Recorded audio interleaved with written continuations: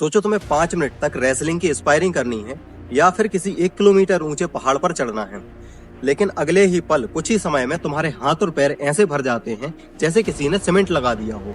Fighting, football, running, swimming, कोई भी sport हो, इसके लिए हमारी बॉडी में पावर, स्पीड और स्टेमिना तीनों चीजें चाहिए होती हैं। लेकिन असली सवाल ये है कि इसके लिए हमारी बॉडी में एनर्जी कहाँ से आती है। तो आज है हमारा एनाटॉमी और फिजियोलॉजी सीरीज की वीडियो नंबर 7 और आज हम बात करेंगे एनर्जी सिस्टम के बारे में। मतलब आपकी बॉडी कैसे एनर्जी बनाती है, कैसे फ्यूल बनाती है और उसका कैसे यूज करती है। आज की वीडियो में हम जानेंगे कि एनर्जी सिस्टम क्या होता है, एटीपी क्या वाला है, एटीपी क्या होता है और ये कैसे बनता है, और 3 तरह की एनर्जी सिस्टम कौन कौन से होते हैं और कौन सा एनर्जी सिस्टम कब काम आता है। फाइटर, एथलीट्स और स्पोर्ट्समैन या नॉर्मल फिटनेस पर्सन के लिए कौन सा एनर्जी सिस्टम ज्यादा यूजफुल होता है और किसको कौन सा वाला एनर्जी सिस्टम ट्रेन करना चाहिए। तो आज हम इन सारे टॉपिक्स पर बारी बारी से और डिटेल में बात करेंगे। आज की वीडियो में हम हर एक पॉइंट्स को बिल्कुल आसान भाषा में समझेंगे ताकि आप अपनी फिटनेस जर्नी में हर एक चीज का यूज कर पाओ और इसका बेनिफिट ले पाओ। तो आज की वीडियो में आपको बहुत सारी वैल्यू मिलने वाली है। सोचो आपकी बॉडी पेट्रोल से चलने वाली कार है और जब पेट्रोल खत्म होने लगता है तो गाड़ी झटके मारने लगती है। इसी तरीके से आपकी बॉडी भी एनर्जी को यूज करती है, फ्यूल को यूज करती है, और आपके फ्यूल का नाम होता है एटीपी। एटीपी का मतलब होता है एडेनोसिस ट्राइफॉस्फेट और ये हमारे फ्यूल का नाम है। हर एक मूवमेंट के लिए बॉडी एटीपी का यूज करती है, इसी फ्यूल का यूज करती है। लेकिन प्रॉब्लम ये है कि हमारी बॉडी में एटीपी का टैंक बहुत बड़ा नहीं होता। मतलब बॉडी एटीपी को ज्यादा स्टोर नहीं कर सकती। बॉडी एटीपी तुरंत बनाती है, ठीक है, और कुछ ही देर के लिए बॉडी एटीपी को यूज कर सकती है और एटीपी खत्म हो जाता है और फिर से बॉडी को एटीपी बनाना पड़ता है। इसीलिए हम एक बार में बहुत सारा कार्य नहीं कर सकते, हमें रेस्ट लेना पड़ता है। तो बॉडी एटीपी 3 तरीकों से बनाती है। तो पहला तरीका है फॉस्फेशन सिस्टम, एटीपी पीसीआर सिस्टम। इसका मतलब होता है कि जब आप किसी फास्ट मूवमेंट को करते हो, किसी पावरफुल मूवमेंट को करते हो, ठीक है, ये सिस्टम उसके लिए होता है। आपने कभी ट्राई किया होगा कि जब आप फुल पावर से किसी काम को करते हो, एकदम पूरी पावर झोंककर, तो आप सिर्फ 10-15 सेकंड तक ही उस पावर को यूज कर पाते हो और आपके लिए रेस्ट लेना होता है। जैसे जब आप स्प्रिंट लगाते हो तो आप 100 मीटर के स्प्रिंट में ही थक जाते हो। अगर आप पूरी पावर से दौड़ते हो तो आप सिर्फ 10-15 सेकंड तक ही उस टाइप की, उस एक्सप्लोसिव पावर को यूज कर सकते हो, ठीक है। तो ये होता है एटीपी पीसीआर सिस्टम। तो इस तरीके से बॉडी क्रेटीन फॉस्फेट का इस्तेमाल करके एटीपी बनाती है और ये काम आता है स्प्रिंटिंग में, वेट लिफ्टिंग में, जंपिंग में, इस तरीके के पावर मूवमेंट करने में जो आपको सिर्फ 10-15 सेकंड तक पूरी पावर से करने हैं, ठीक है। तो देखिए, इसे इम्प्रूव करने के लिए आपको क्रेटीन सप्लीमेंट हेल्प करेगा। और इसी तरीके की एक्सरसाइज जैसे कि 80 metre sprint, 100 metre sprint, 200 metre sprint. तो अब हम बात करते हैं दूसरे नंबर के एनर्जी सिस्टम की, एनारोबिक ग्लाइकोलिसिस सिस्टम, मतलब लैक्टिक एसिड सिस्टम।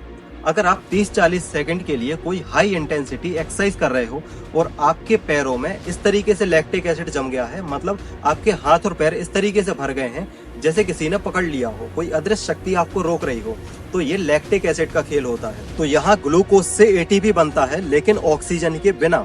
और इस तरीके के मूवमेंट करने में, इस तरीके की एनर्जी को यूज करने में आपके मसल्स में लैक्टिक एसिड बनने लगता है जिससे आपकी बॉडी जाम होने लगती है।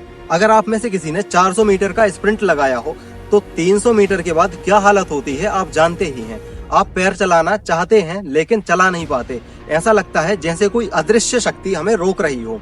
इसी तरीके से बॉक्सिंग में जब आपके हाथों में, शोल्डर में लैक्टिक एसिड बन चुका होता है तो हम पंच मारना चाहते हैं लेकिन हाथ ऊपर उठता ही नहीं है। यह लैक्टिक एसिड का ही खेल है। और इस तरीके के एनर्जी सिस्टम का यूज होता है 400 मीटर रनिंग में, सर्किट ट्रेनिंग में। ये ऐसे स्पोर्ट्स में काम आता है कि आपको 40 सेकंड से 1 मिनट तक अपना बेस्ट देना है, ठीक है। अब इसे इम्प्रूव करने के लिए आप HIIT वर्कआउट कर सकते हैं। इसका मतलब है high intensity interval training. Example से समझो कि मैं 200 मीटर फास्ट रनिंग करूंगा और फिर मैं स्लो चलूंगा, फिर से मैं 200 मीटर फास्ट रनिंग करूंगा और फिर मैं स्लो चलूंगा। या फिर अगर मैं जिम में इस चीज को करता हूं तो मैं 40 से 50 सेकंड हाई इंटेंसिटी वर्कआउट करूंगा और फिर मैं रेस्ट लूंगा और यही सर्कल चलता रहेगा। तो अब हम बात करते हैं हमारे तीसरे नंबर के एनर्जी सिस्टम के बारे में, एरोबिक सिस्टम। अगर आपको 10-15 मिनट तक, 25 मिनट तक स्पायरिंग करनी है या आपको मैराथन दौड़नी है, आपको एरोबिक सिस्टम को ट्रेन करना पड़ेगा। तो इस वाले सिस्टम में बॉडी ग्लूकोज और फैट्स को ऑक्सीजन के साथ मिलाकर एटीपी में बदलती है।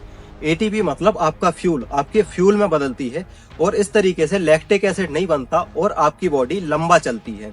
और ये लंबी फाइट के लिए होती है, ठीक है। लंबी एस्पायरिंग अगर आपको करनी है, अगर आपको मैराथन दौड़नी है, तो ये वाला सिस्टम उस टाइम पे एक्टिव होता है। तो इस वाले सिस्टम को बेहतर करने के लिए आप लॉन्ग रनिंग कर सकते हैं, 10 किलोमीटर, 15 किलोमीटर, या लॉन्ग एस्पायरिंग कर सकते हैं, कम इंटेंसिटी से तो लंबे समय तक एस्पायरिंग कर सकते हैं, जैसे कि रेसलिंग, ग्रैपलिंग, लेकिन इंटेंसिटी आपको कम रखनी पड़ेगी, 30 से 40%। देखिए, किसी भी तरीके की एनर्जी सिस्टम को अगर हम इम्प्रूव करना चाहते हैं तो आपको एक्सरसाइज भी वैसी ही करनी पड़ेगी।